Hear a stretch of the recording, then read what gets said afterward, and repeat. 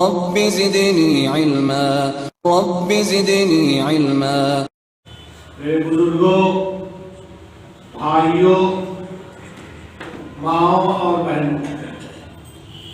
اللہ تبارک و تعالیٰ نے جب انسان کو پیدا کیا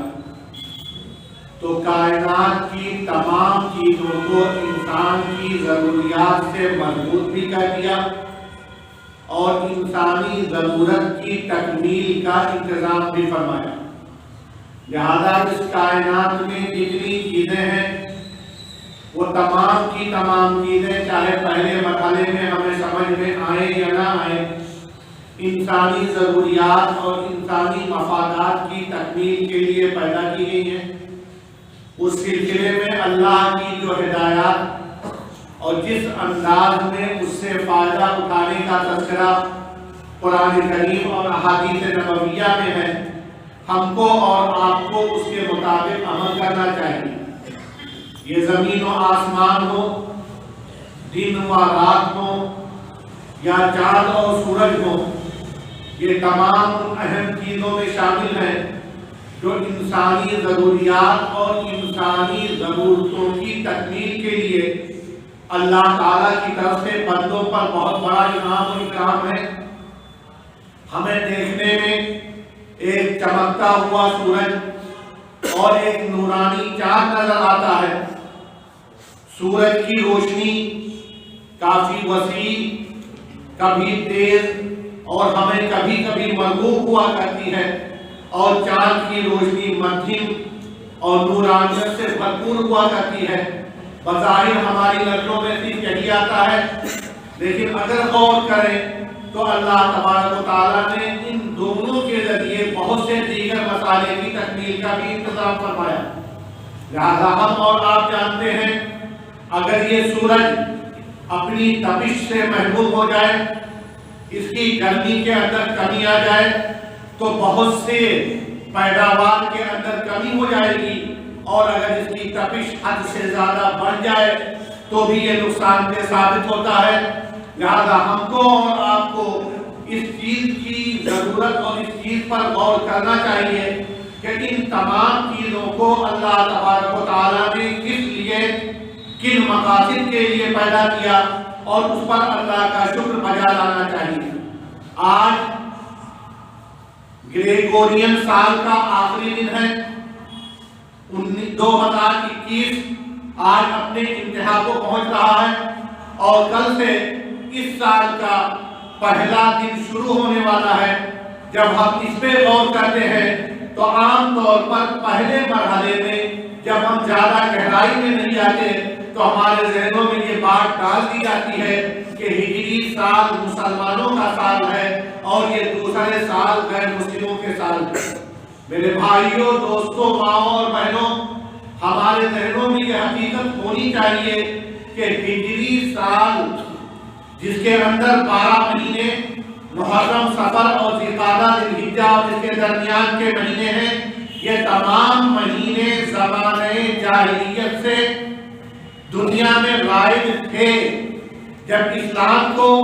نبی اکرم صلی اللہ علیہ وسلم کی شکل میں آخری نبی کے ذریعے تجدید کا موقع ملا تو اس علاقے میں یہی ماہ و سال رائج تھے، لہذا زیادہ تر عمل اسی پہ ہوا۔ ورنہ ہم یہ کہیں کہ نبی اکرم صلی اللہ علیہ وسلم سے پہلے ہجری سال کا وجود نہیں تھا، یہ غلط ہے۔ اس سے پہلے بھی محرم، صفر کے مہینے اس علاقے میں رائج تھے، اور جس طرح محرم، صفر عربی مہینے رائج تھے، اسی طرح دنیا میں بے شمار کیلنڈر رائج ہیں۔ جس طرح سے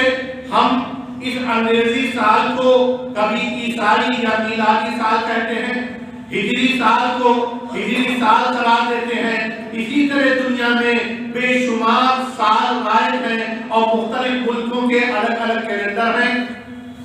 مختلف مذاہب کے الگ الگ مذہبی کیلنڈر بھی ہیں، اور اس میں ہمیں اگر جاپان کا الگ کیلنڈر مل جائے گا، ایران کا الگ کیلنڈر مل جائے گا، ہندوستان میں کاشتکاروں کا الگ کیلنڈر اور الگ سال مل جائے گا، تو ہم اور آپ جو عام طور پر صرف 2 سالوں اور 2 کیلنڈر کو عام طور پر ہجری اور عیسوی مانتے ہیں، خود ہمارے درمیان بھی سالوں کے شمار کے مختلف دوسرے طریقے بھی رائج ہیں۔ ایک طرف یہ ہجری سال ہے، دوسری طرف عیسوی سال ہے، تیسری طرف اپریل سے شروع ہونے والا مالیاتی سال ہے، چوتھی طرف ہمارا وہ تعلیمی کیلنڈر ہے جس کے اعتبار سے مدارس میں تعلیمی سال کی شروعات شوال سے اور اصلی اداروں میں جون جولائی سے ہوا کرتی ہے۔ اسی طرح ہم جب کاروبار شروع کرتے ہیں تو اتفاق جس مہینے میں اس کاروبار کی شروعات کا ہو جائے وہ کاروباری سال اس کے حساب سے ہوتا ہے۔ جس طرح ہماری پیدائش کسی بھی مہینے کسی دن میں ہوتی ہے اور اس کیلنڈر کی شروعات اس تاریخ سے ہوتی ہے، اسی طرح ہماری شادی اور زندگی کے دیگر اہم مراحل جس اعتبار سے شروع ہوتے ہیں، اس اعتبار سے اگر ہم دیکھیں تو ایک انسان کی زندگی میں اس سال کے شمار کے مختلف طریقے رائج ہیں اور ہم کسی کو بھی اسلامی اعتبار سے درست یا اسلامی اعتبار سے غلط قرار نہیں دے سکتے۔ جہاں تک ہجری اور عیسائی سال کا تعلق ہے تو ہم اور آپ جانتے ہیں ہجری سال کے اندر اعتبار چاند کا اور چاند کی رؤیت کا ہوتا ہے، اور عیسوی سال کے اندر اعتبار سورج کے ارد گرد زمین کی گردش کا ہوتا ہے۔ اللہ تبارک و تعالیٰ نے چاند بھی پیدا کیا، سورج کو بھی پیدا کیا، اور ان دونوں سے ہمارے بہت سے مفاد اور بہت سی ضرورتیں وابستہ ہیں، لہذا ہم کسی کو اپنے خلاف نہ مانتے ہیں نہ مان سکتے ہیں۔ جہاں تک اسلام کا تعلق ہے تو اسلام میں ماہ، ہفتے اور اشرے کو شمار کرنے کے لیے اگر ہجری سال کا اعتبار کیا گیا ہے کہ چاند کی رؤیت سے روزہ شروع ہوگا، چاند کی رؤیت سے عید آئے گی، چاند کی رؤیت کے اعتبار سے رمضان کے اشرے ہوں گے، تو اگر اس طرح سے اللہ تبارک و تعالیٰ نے ہمیں روزے کا پابند بنایا، عید کا پابند بنایا، اسی طرح سے عدت اور دیگر مسائل میں ان چاند کے بنیاد پر متعین ہجری کیلنڈر کو ہمارے درمیان اعتبار بخشا، تو اگر ہم سورج پہ نظر ڈالتے ہیں تو ہماری نمازیں اور دن کے تمام اوقات اس سورج سے مربوط ہیں۔ سورج نکلا تو اب فجر کا وقت ختم ہو گیا، سورج سر پہ آیا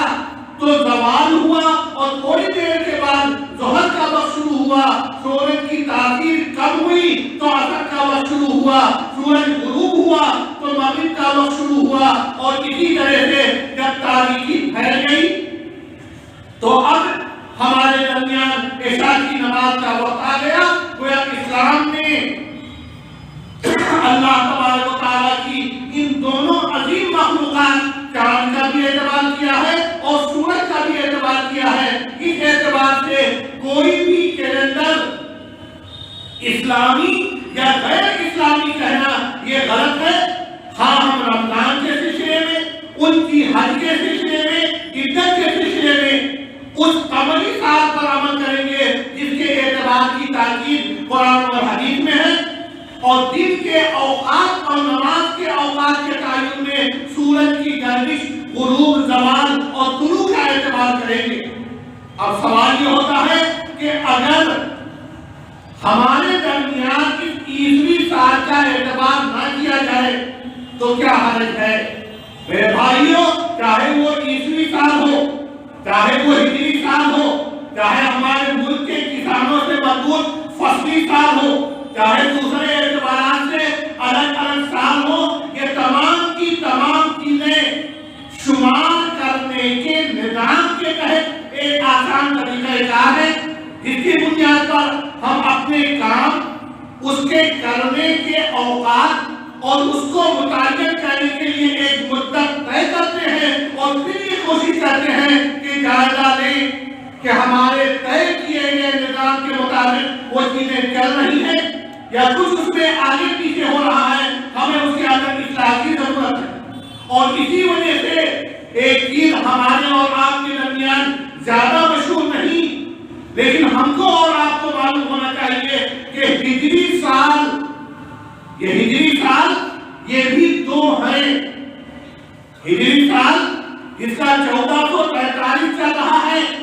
یہ وہ ہجری سال ہے جس میں چاند کے اعتبار سے سال کا اعتبار کیا گیا، جس ہجری سال میں ایک سال کے اندر 354 اور کبھی کبھی 355 دن ہوتے ہیں، لیکن اسی ہجری سال کو شمسی اعتبار سے بھی شمار کیا گیا، اور اس کو بھی اسلامی دنیا میں بھی، بلکہ اسلامی دنیا میں جو کیلنڈر سب سے زیادہ مشہور ہے تقویم ام القرآن، اس میں بھی شمسی اعتبار سے اس کی گنتی اور اس کا شمار ہوتا ہے، اور اس وقت اس اعتبار سے 1443 نہیں بلکہ سن 1400 ہجری شمسی چل رہا ہے۔ لہذا اسلام کو نہ شمس سے دشمنی ہے نہ قمر سے دشمنی ہے، یہ صرف اور صرف شمار کرنے کے طریقے ہیں۔ لہذا جب نبی اکرم صلی اللہ علیہ وسلم سے سوال کیا گیا کہ آخری چاند کی کہانی کیا ہے، جب نکلتا ہے تو بمشکل نظروں میں آتا ہے، باریک رہتا ہے، دھیرے دھیرے بڑھتے بڑھتے پورا چاند بن جاتا ہے، اور پھر ایک وقت آتا ہے کہ گھٹتے گھٹتے پھر ایک دن غروب ہو جاتا ہے۔ یسألونک عن الأہلہ، قرآن میں کہا گیا لوگ پوچھتے ہیں اس چاند کی کہانی کیا ہے، قل آپ کہہ دیجئے ہی مواقیت للناس والحج، یہ چاند آپ کے حج اور بعض دوسری عبادتوں کے تعلق سے وقت کے تعین کا صرف ذریعہ ہے، ورنہ اس کے اندر الگ سے کوئی تاثیر نہیں۔ اس چاند کو جب آپ طلوع ہوتے ہوئے دیکھیے تو رمضان کو شروع کر کے اپنے کو روزے کا پابند کر لیجیے، جب دوبارہ چاند اگلے مہینے کا طلوع ہو تو روزہ بند کر کے عید منائیے، بقرعید کے موقع پر بھی اس چاند کو دیکھیے، اور چاند کے دیکھنے کے 10ویں دن سے قربانی شروع کیجیے، حج کا دن اس چاند کو دیکھنے کے بعد متعین کیجیے کہ 8، 9، 10، 11، 12، 13 ذوالحجہ کن تاریخوں میں پڑ رہی ہے۔ اگر کسی کا انتقال ہو جائے، عورتوں کی عدت کا معاملہ ہو، تو اس چاند کے اعتبار سے اس مہینے کو آپ کاؤنٹ کر کے اس کے عدت کے دن اور عدت کی پابندیاں لاگو کیجیے، ورنہ اس چاند اور سورج کی کوئی حقیقت نہیں۔ لا تسجدوا للقمر ولا للشمس، آپ نہ سورج کی پوجا کیجیے نہ چاند کی پوجا کیجیے، نہ اس کے سامنے سر جھکائیے نہ اس کے سامنے سر جھکائیے، بلکہ واسجدوا للہ الذی خلقہن، آپ تو پابند ہیں اس ذات باری کے سامنے سجدے اور اس کی عبادت کے، جس کو اللہ تبارک و تعالیٰ نے ان دونوں چاند اور سورج کو اللہ تعالیٰ نے پیدا کیا۔ لیکن بطور انسان ہم کو اور آپ کو اس چیز کی ضرورت ہے کہ ہم دنیا میں جو علوم و معارف ہیں ان کو جانیں اور سمجھیں، اور عام طور پر بڑی آسانی سے لوگ دنیاوی علم اور دینی علم کو تقسیم کر لیا کرتے ہیں،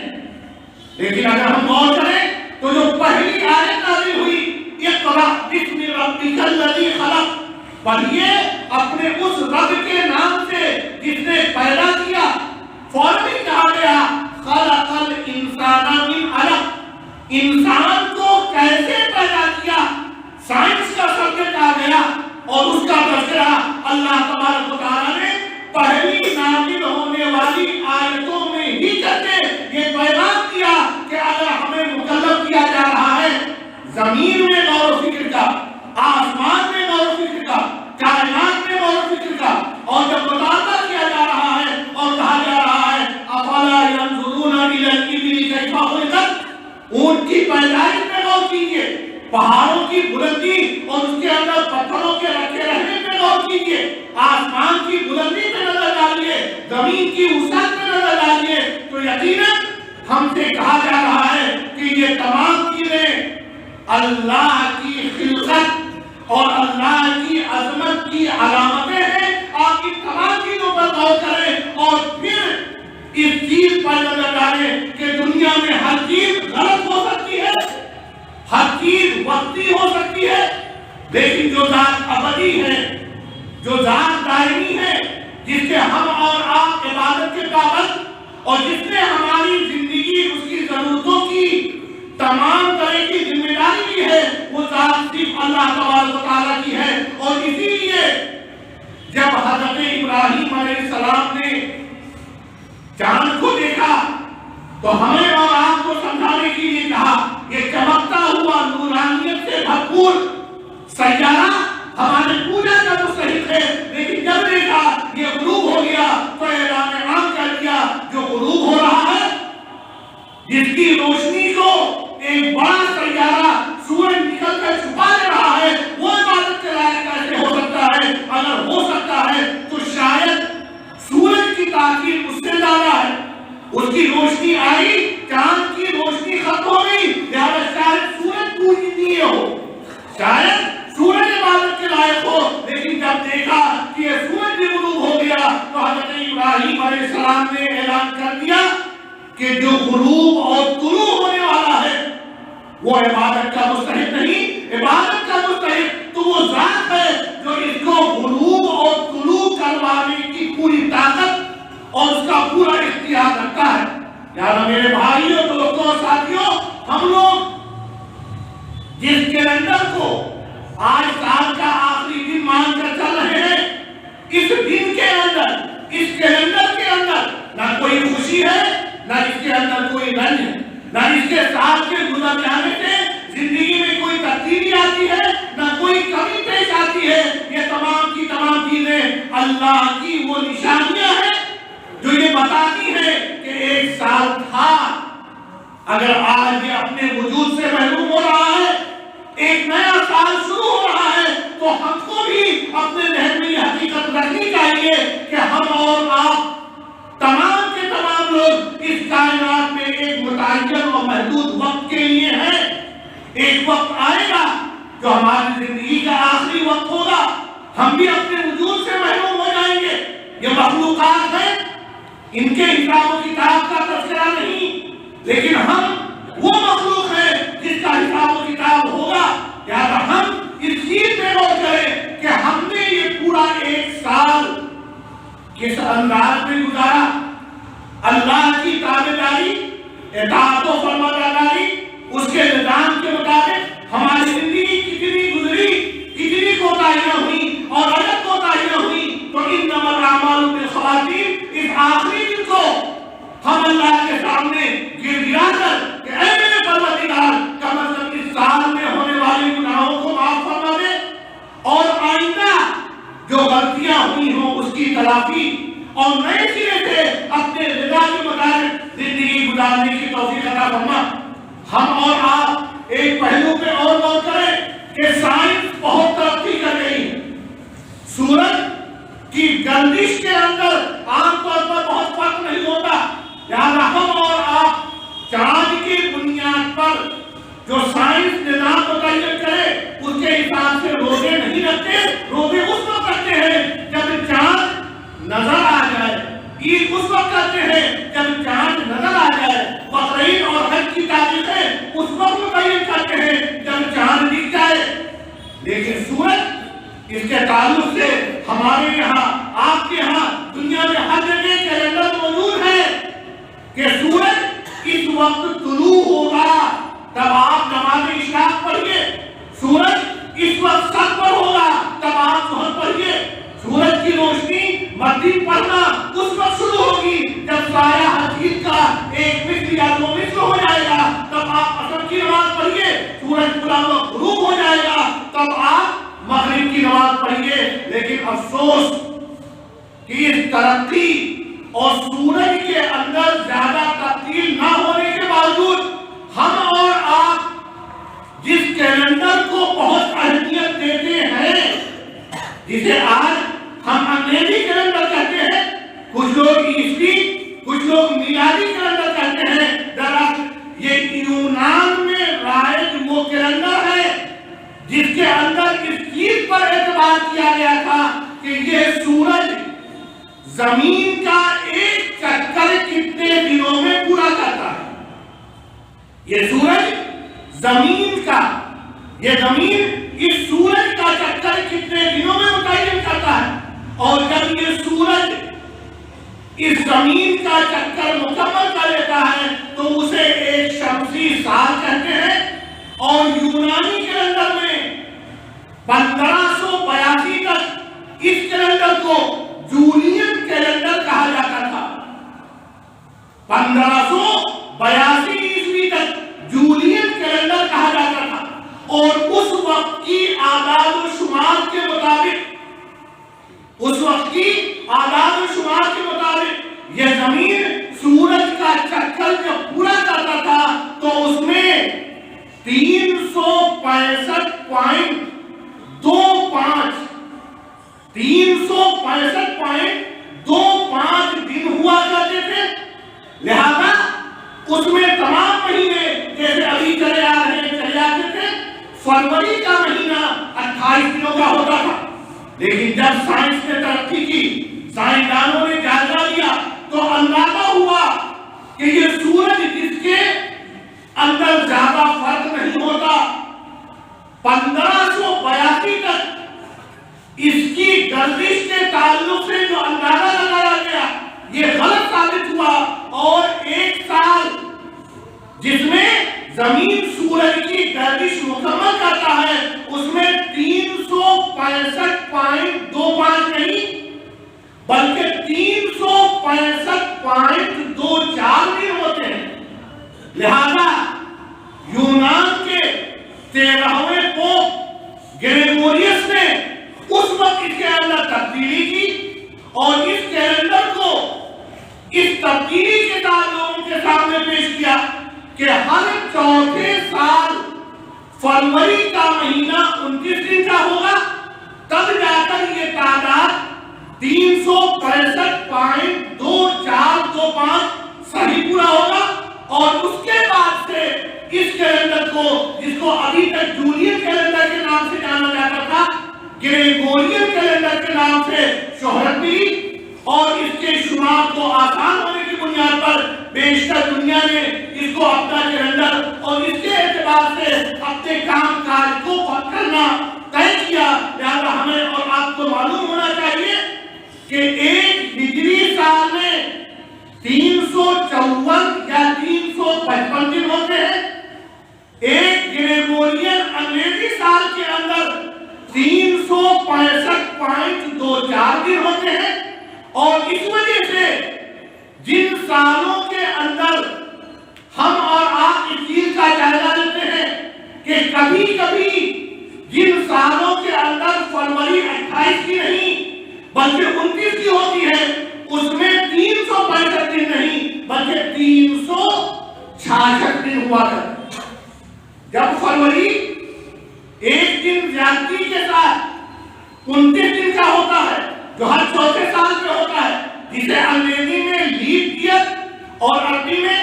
سنۃ القبض کہتے ہیں، اس کے اندر سال کی گنتی 365 نہیں بلکہ 366 دن کی ہوتی ہے، اور پھر جب یہاں 366 ایک سال ہو گیا چوتھے سال میں اور بقیہ دنوں 365 رہا تو اوسط 365.2425 کا زمین کے سورج کے ارد گرد گردش کے حقیقی اعتبار کے مطابق ہوا۔ تو جب 1582 عیسوی تک ہم یہ حقیقت نہیں سمجھ سکے تو ہمیں اور آپ کو اپنے آپ کو پابند کرنا ہوگا ان معلومات کا جو یقینی ہے، جو اللہ نے قرآن میں بیان فرمائی یا جو نبی اکرم صلی اللہ علیہ وسلم سے احادیث میں ہے۔ لہذا ہم اپنے کسی بھی کام کو کسی بھی اعتبار سے کریں، چاہے تعلیمی کیلنڈر ہو، چاہے فائنینشیل اور مالی سال ہو، چاہے ہجری سال ہو، چاہے دوسرے کسی اعتبار سے ہم سال متعین کریں، اس میں اسلامی یا غیر اسلامی کی بات نہیں۔ ہاں، روزے، حج، عدت یا اور دیگر معاملات میں جسے ہجری سال کا پابند کیا گیا، اس میں ہم سورج کے بجائے اس چاند پر مبنی سال کے پابندی کے مطابق اپنے کو اس کا پابند سمجھیں گے،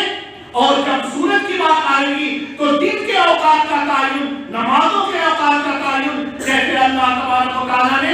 اور پھر نبی اکرم صلی اللہ علیہ وسلم نے اس میں سورج کے غروب و طلوع زوال کا اعتبار کیا، ہم اس کا اعتبار کریں گے۔ لیکن کسی بھی چیز پر فخر کرنا، جشن منانا، وہ جشن جس کے اندر سراسر خرافات ہو، جس کے اندر فضول خرچی ہو، جس میں اسلامی تعلیمات کا مذاق اڑایا جائے، جس میں پردے کو کنارے کر دیا جائے، جس میں مختلف لاجانی چیزیں کی جائے، اسلام اس کی اجازت نہ ہجری سال میں دیتا ہے، نہ عیسوی سال میں دیتا ہے، نہ کسی اور سال میں دیتا ہے۔ لہذا آئیے ہم اور آپ طے کریں کہ سورج اور چاند، زمین و آسمان، یہ کائنات اور یہ تمام چیزیں اللہ تبارک و تعالیٰ نے اگر ہمارے لیے بنائی ہیں تو ہم بھی یہ عہد کرتے ہیں کہ انشاءاللہ اپنے ہر معاملے میں اللہ کو خوش کرنے اور راضی کرنے کا عہد کریں گے اور قرآن اور احادیث کے مطابق اپنی زندگی گزاریں گے۔ اللہ تبارک و تعالیٰ ہم کو، آپ کو، سب کو اس کی توفیق عطا فرمائے۔